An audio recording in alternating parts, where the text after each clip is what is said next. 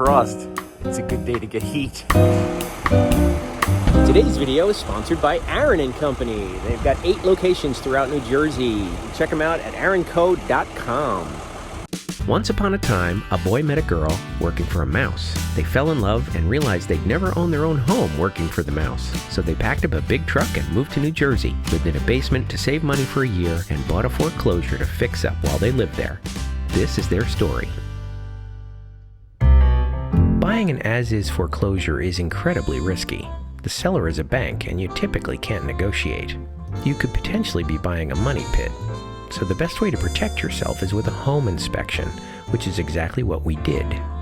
Now, our home inspection report came back and said that the air conditioning was 26 years old. The normal lifespan of air conditioning is 10 to 15 years, so we were way beyond the usable life. The furnace was 37 years old. They normally last 15 to 25 years. Again, way beyond the usable life. But the other problem they noted was it was rusty, and that caused us to worry about the integrity of the heat exchanger. Defective heat exchangers can present a significant life safety hazard under certain conditions. In other words, they could leak carbon monoxide, or worse, they could actually leak gas. When deciding to replace HVAC, there's really 3 things to consider. The first is safety. Can you sleep comfortably at night knowing that the house isn't going to catch fire because your furnace is so old? The second is reliability. Is it going to quit in the middle of the winter or in the heat of the summer when you need it the most? The third is efficiency. You spend a lot of money on the energy to heat and cool your home. How much of that dollar is actually going up the chimney? We were concerned with all 3 of these factors, but especially safety. So the decision was easy. The new HVAC system was on the top of the to-do list before winter. Now, it's possible to do a DIY furnace replacement. I did one about 30 years ago, but technology has changed a lot since then, and we decided to hire a pro and focus our time on other things, like flooring, and the railings, and remodeling the master bathroom. Fortunately, we know a local HVAC guy, Rich Fasani from D&R Heating and Air Conditioning.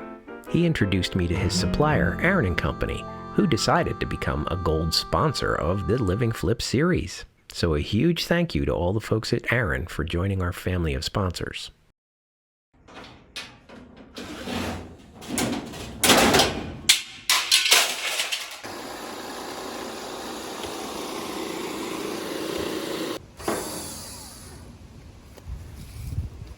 Scrap metal, old furnace, old air conditioner, and the new one is on the way.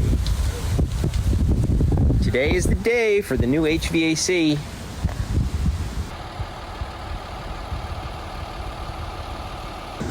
Out with the old and in with the new.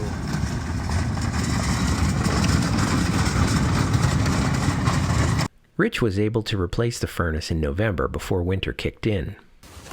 Ooh, look. Nice and clean. No dust, no leaves. Love it. All right, let's take a look at what they got done yesterday. The new one is a high-efficiency furnace that vents through the wall with PVC pipe. It also uses outside air for combustion. The air conditioner is going to wait, but the furnace is in. And that looks real good. The vents go into the other room. Let's go over there. All right, we're in the garage, and this is that little storage area or shop area that Josh has. This is where those pipes come out, and they go out the wall there. They combine together. And that's all you see on the outside. So this is actually a device that has both. It has the exhaust comes out here, and it has air intake there. So you only have one hole through the house. And it's not using the chimney anymore. That's just for the water heater now.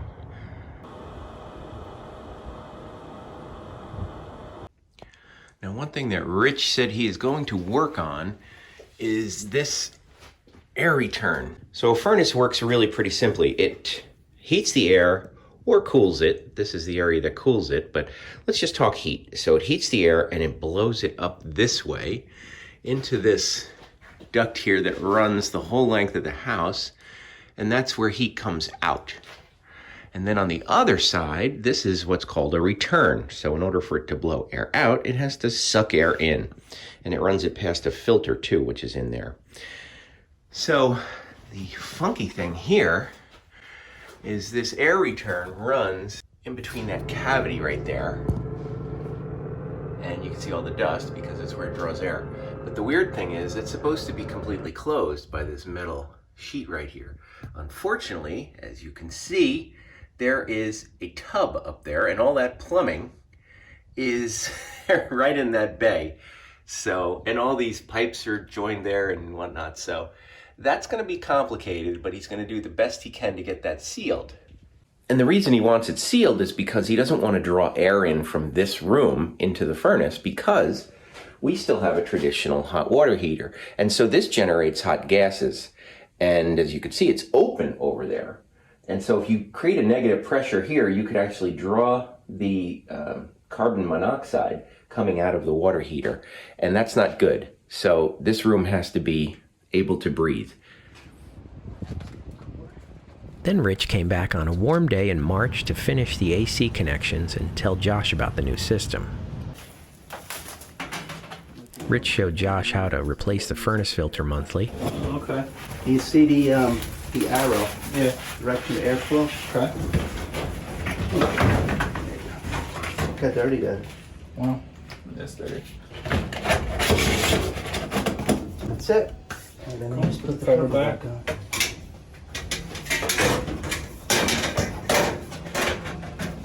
And here's the filter right here. Simple as that. You want to keep the ink side up when you get the new filter. Okay. New furnaces are so efficient that they produce condensation all year round. The system has several sensors to ensure that water can never leak and rust this furnace. I got 3 drain safeties on here because I know you're going to put a nice floor down and we want to protect that floor. So here's the drain for the air conditioning. Okay, so if this should ever block up, water will go into the secondary drain, and then this switch will shut the air conditioning off so that no more water can be produced. Okay. Okay. The water that from the air conditioning and the furnace, which also drains water when it runs, goes into this pump. Then the pump pumps the water over to the washing machine drain. If this pump should fail, there's another safety in this. That'll also shut the heating or the air conditioning off, so no more water's being. Okay. If both of them fail, now you got a safety drain pan underneath the furnace to collect the water. And then this switch here, if this pan fills up, will shut everything off also. Okay. So we protected everything, so we make sure this floor stays nice and dry. So big thanks to Rich and our sponsor Aaron & Company for making this video possible and helping us out. We really do appreciate it. Thanks for watching. We'll see you in the next one. If you'd like to win one of several official Living Flip hats, complete with a HandyDadTV button, please be sure to subscribe to the channel, like the video, and leave a comment below. Thanks.